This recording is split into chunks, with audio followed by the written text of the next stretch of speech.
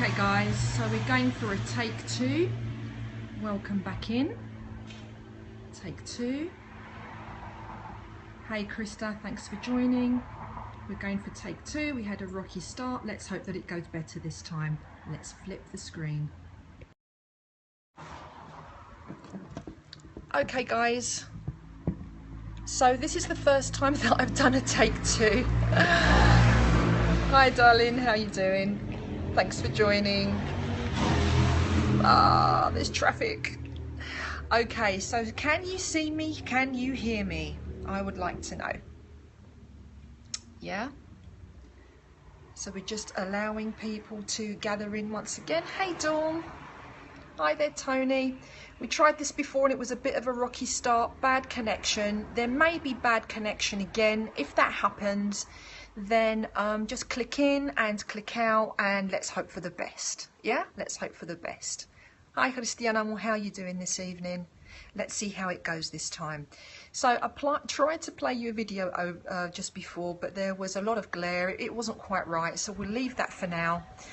And we'll just go straight into our subject, which is cosmic identity and who am I. Okay, so if you want to share this broadcast, then all you need to do is swipe your screen right to left and it will reveal your share and follow options. I think it's up down for Android to reveal your share and follow options. So cosmic identity and who am I?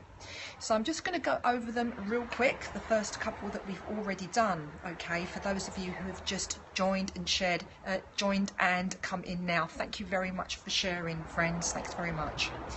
So the first point that I would like to make, thanks Truth Tribe, thanks for sharing. Most people have a deep need to identify with something that is in their present perception better than their current experience. So that means I'm grasping onto an identity because what I'm experiencing currently in my life is just, simply put, quite unpleasant, or it could be pretty nasty, whatever the case may be. So we want to grasp onto an identity, yeah, and sometimes this identity can be of a cosmic nature and sometimes it can be of a human nature, and we'll go into it as we move along these bullet points, okay? Our second point is that we want to remember our origin, and sometimes we want to identify with a starseed kind of origin, yeah? But this is just another role play, and it's one of many different identities that we may have had. So many people come to my retreats or to classes or, you know, for sessions or whatever, and they have certain issues pertaining to their identity. And in the cosmic variety, sometimes we want to identify to something like, oh, I was a Pleiadian, I was a Hathor, for example, from ancient Egyptian times. I was a Lemurian, I was an Atlantean, I was a Pleiadian, and we're trying to reach and grasp this identity. And yes, it is part of our growth to do that.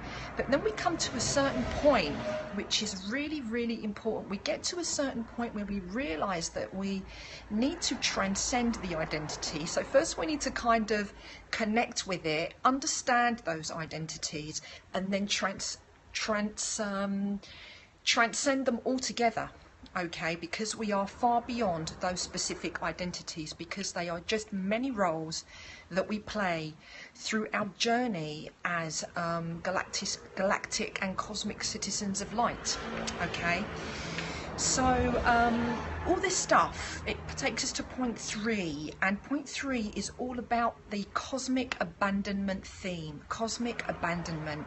So we all feel well, not all, but a lot of us perhaps feel that we don't belong on this planet.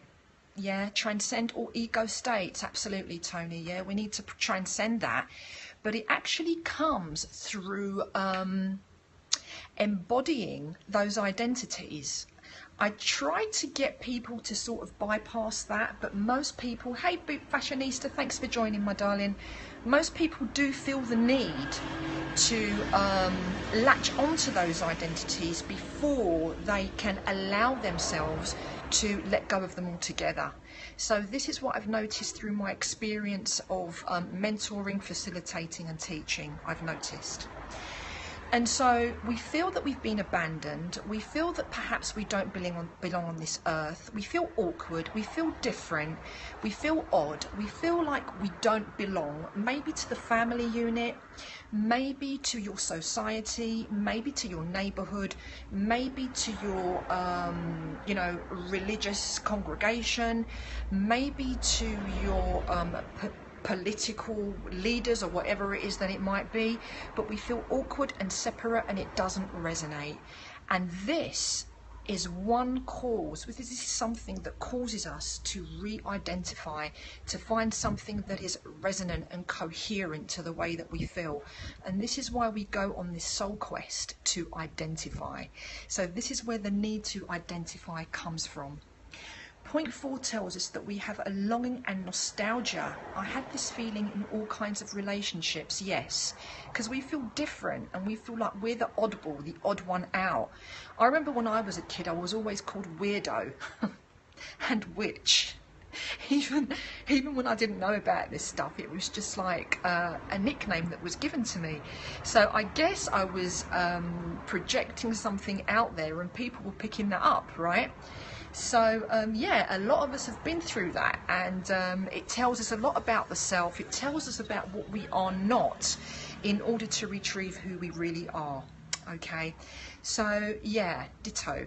And so we have a longing and nostalgia to retrieve what is in the illusion of absence. I'll say that one again.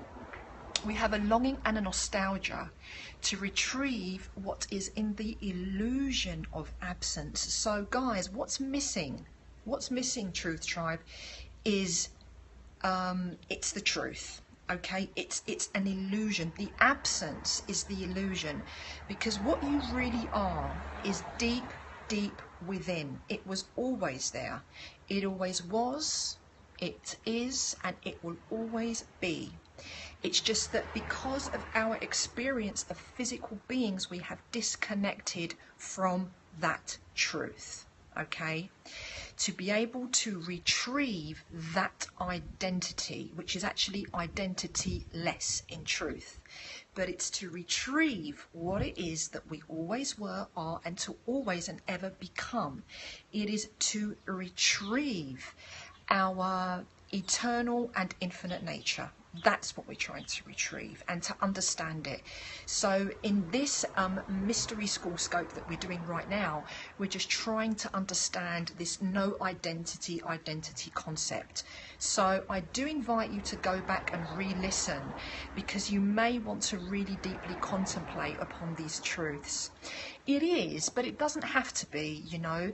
The more you allow yourself to listen to these kind of words and just play with it and ask yourselves questions about it, the more you'll be able to understand it. And I will provide you with some deep questions that you can ask yourself once we've been through these points. So just hold in there, yeah? So we have a longing and a nostalgia to retrieve what is in the illusion of absence. Letting go of ego is the hardest lesson. You know what it is, Tony, with the ego, that's another real huge subject, because I feel there's a lot of misconception about what ego actually is, and I'm just going to touch it. Now, the word ego, I do a lot of etymology stuff. You may have noticed that already, Tony. And guys, please do follow Pensive. He's amazing. Ask what you are reading. The stuff that I'm reading are bullet points of my own from my own teachers. Is it Lynn? Lynn, yes. So they are bullet points from my own teachings and things that I've implemented into classes and healings and whatnot. So that's what I'm reading, and it's all about cosmic identity. That's our subject, cosmic identity. So what I was saying, just to recap on ego, Tony, you brought up a real valid point there, and I just want to touch it in brief, is that the word ego comes from the Greek word ego, etymology again, and ego means the single unit. So in fact, what ego actually means, if you look into it and investigate it deeply, it means soul. Okay, so ego means soul. It is the single unit that arises from primary source. You love it, but it's truth. It's not a perspective. It's actually based on etymology. Okay, so ego does actually mean soul. Okay, so what's happened, Truth Tribe, is that our ego has just become corrupt, let's say, because of our human experiences. Okay, so the sacred I am, the sacred single unit, the sacred ego has become corrupt because it's now all become about me, you, separation, segregation and whatnot. So this is a deep truth that really needs to be contemplated on and understood in terms of soul and ego. And it actually also means mind, but it is mind. You started a long time now. What, you mean this scope, Leanne? Is that what you're talking about? I think it's been about what, about 5-7 minutes? We're about 5-7 minutes into the take 2. Yeah. So, Truth Tribe, this is a deep truth about ego. Ego actually means soul, ego, the single unit that arises from the universal point of creation. That's what it actually means. It's just that our ego has become corrupted. Our minds have become corrupted from being in this physical domain, being surrounded by so much stimulation that we have separated from true self and true identity. Did ego forget what it really was? No, because it's soul. In part it may have done, but it's the human experience that has created the separation. Could you recap, please, at the appropriate time? Well, because this is a take 2 and I've already recapped, I'll actually recommend that you go back and re-listen. Otherwise, I'm going to keep going back and recapping. Sorry about that, Leanna. I don't want to disappoint you, but we're not that far in. We're about halfway through, so we've got another about 10 odd minutes to go here. Yeah? And I didn't catch what you just wrote. Okay, so if you can write that again. Okay? So, the next point that I wanted to make, okay, is that yes, it's point 6 that I have here, point 6. So we have many identifications, okay, human identifications, sexual identifications. Am I gay, am I straight, am I bi, am I Muslim, am I atheist? And I just need you to understand here, or, you know, I'm inviting you to understand here, that these kind of identities, Truth Tribe, listen carefully here, right, cause separation, okay? So in order to create, it is the nurtured identity that was corrupted from our natural identity. Yes, that's very, very true, Christiana. Yes, it's very, very true. And so all of these identities, the human identities that we've given ourselves, create separation. So be careful with that. When you kind of belong to a certain group that has certain rules and is boxing you in and saying, well, this is the way, and if you do something that is outside of this way, then you are not a being of, I don't know, Christ or God or whatever it is, then you just want to be really careful with that. Okay, because it is a kind of a boxing in, and I'm all for transcending the box and transforming the box into Metatron's cube, which is something that I mention in my book and classes, because Metatron's cube allows for all outcomes and all possibilities, and that is part of our true identity. Okay. So avoid being boxed in by identities. Bad connection, will watch replay. Thank you. Okay, Lynn, my darling. Peace out, and catch you there on replay. Take care. Thanks for joining in. So yes, so now we need to know now how to truly identify ourselves with some challenging contemplation questions. Okay, so just before I do that, I just want to emphasize that if we are putting ourselves into certain groups, you know, the gay, straight, religious, atheist, different boxes that we create for ourselves. We are creating the opposition to unity consciousness. This is not true unity consciousness, it's separation, okay, which leads to desperation, it leads to alienation, it leads to fear, and it leads to hate. Welcome, Silver Fox Moon, thank you for joining. And all this, Truth Tribe, lends itself, thank you for sharing, it lends itself to the global epidemic, okay, of war and separation that has been going on almost from the beginning of time. Why? Because we need to identify, okay, and this is absolute truth. So we need to relate to the identity, understand the identity, see how it's worked for us, and then transcend the identity. Okay, this is what we need to do. So how do we get to truly know the self? We're going into questions that will challenge you, okay, and you can look at these questions after we've gone away from the scope, and I invite you to look back on it. Good morning, my darling, and thank you for joining. And these are the challenging questions that we need to ask ourselves. Here we go. Are my thoughts in correspondence to Eros Nous, which is superconsciousness? I'll say it again. Are my thoughts, the spelling for that in English is Hieros Nous, HIEROSNOU, superconsciousness. So are my thoughts, actions and deeds aligned to superconsciousness? This is the first question that you would need. How do I make this discernment? How do I make this discernment? So this is when you start going deep into yourself, alignment with that, and to be able to start making a discernment and understanding about that.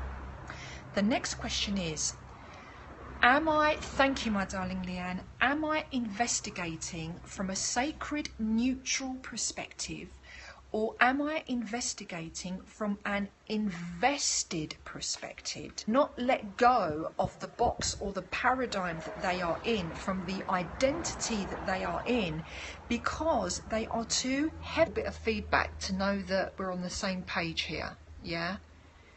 So sometimes we're so heavily invested in something that we are not willing, we are in denial or resisting, yeah, to let go of this identity. We are too heavily invested. So we need to make that discernment. Am I so heavily invested that I'm not letting it go? Okay, but the bottom line is that if you're not letting it go, it's going to cause you suffering anyway. Okay, so this is something that we need to deeply contemplate upon. Okay, are my conclusions in correspondence to cosmic law and sacred virtues? Hi Diana, thanks for joining this evening, my love. Are my conclusions in correspondence to cosmic laws and sacred virtues? If you don't know much about the cosmic laws and sacred virtues, I invite you to go back to my catch.me/fusion7healing, where there have been scopes on cosmic law, sacred and inverted virtues, and you'll be able to find those there if you rummage through. Okay. Am I in a position to acknowledge my own defiance? So you need to be able to recognize that you are resisting. Yeah, you need to recognize that you are resisting. Esbenberger, thank you for joining. Thank you for joining this evening. Am I considering all the variables in question? Am I considering all of the variables in question? Okay, so that means, am I weighing things up? You know, you need to look at the pros and the cons of remaining in your identity, in remaining in what you are identified to. Okay, we need to recognize that there are in fact cosmic forces, external and internal cosmic forces at play. Okay, so you need to take into consideration your environment around you, but also your internal environment within you. Okay, it's so important. And do you know where all of these truths lie? They all lie in the various layers of your electromagnetic field, your energy centers, your soul, your DNA, yeah, the pineal gland, and all of that stuff that we meditated upon this morning. The truth lies all therein. Okay, that's where the truth is. And the most sacred avatar that there is you. Okay, and that's where the most sacred truth resides. And then you will find people, perhaps like myself or others, that do this kind of work, that will give you just pointers and perhaps some direction to guide you along the way, to sharpen that perception for you, and to just navigate you to enhance your own soul truth.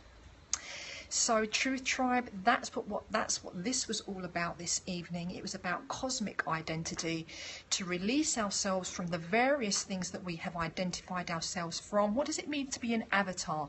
Is it the same concept as the movie itself? Yes and no. The avatar thing was another thing that was sort of like perhaps a little bit blown out of perspective, I would say, sort of like the law of attraction stuff, and sort of like the Celestine prophecy stuff, which is all amazing perspectives that raised planetary consciousness, I would say. But there are parts of it that are a little bit misconstrued. So in truth, an avatar is a divine being of light and wisdom. Okay, so that's just to cut it down, like the true meaning of what that is. And if you go into fusion7healing.com, or if you go to my author page, yeah, on Facebook, which is Helen Christodoulou, you'll kind of see like a banner in the background. And also on my manuals, under each title of my manuals, it actually says Avatar of Cosmic Wisdom. Okay, Avatar of Cosmic Wisdom. And that's not because I'm saying I am an avatar, or I am better than you, or anybody else. I am making a reference to each and every one of us. We all, individually and collectively, are avatars of cosmic wisdom. Okay, it's all within, and it's just that these esoteric processes and formulas allow you to bring out the juice of what's inside of you. Okay, so this is what I mean when I say that we are avatars of cosmic wisdom, and I mean, yes, myself also, but also you guys included. Okay, so that is what an avatar of cosmic wisdom actually is. So, Truth Tribe, if you have an interest in all of this, I invite you to nip over to fusion7healing.com. I blog over there. There's some MP3s that you can get. There's all the lessons that I teach, all the events that are going on, a calendar of events, all of those lovely things. You can also come over and like at my Facebook page, my author page, Helen Christodoulou. Follow on Twitter at Fusion7Healing, at Fusion7Healing. LinkedIn is Helen Christodoulou. So I hope that you have found this Fusion 7 Healing Mystery School teaching of value this evening. And I wish you a wonderful, wonderful rest of your day. And may truth always be with you. May truth always be the guiding factor of your lives. And that basically wraps what I have to say. Were there any more questions or comments before I exit this scope this evening? You're very, very welcome. Esban, what's your name and where are you watching from, my darling? Sacred value. Thank you, my darling. Thanks, Leanne. And we're going to sort out that blab real soon, so I hope that you'll join us on that one, where we're going to a deep discussion on the pineal gland DNA and all of that lovely juicy stuff. Yeah. So thank you very much for joining. I think I'm gonna over and out. I'm gonna exit the building. Well, it's not a building. I'm gonna exit the scope for now, I think. So lots of love to you. Love you loads. Take care. And I really do invite you to replay and watch again. From Denmark, I'm watching from a sunny garden. Like me, yeah? Fantastic. Lovely to have you. So if you follow, you'll be able to catch me when I scope again, and it will probably be about 10 AM Eastern European time, Eastern European time tomorrow, okay? 10 AM. So I will catch you then. Lovely to be with you. Take care. Love you lots. Peace out.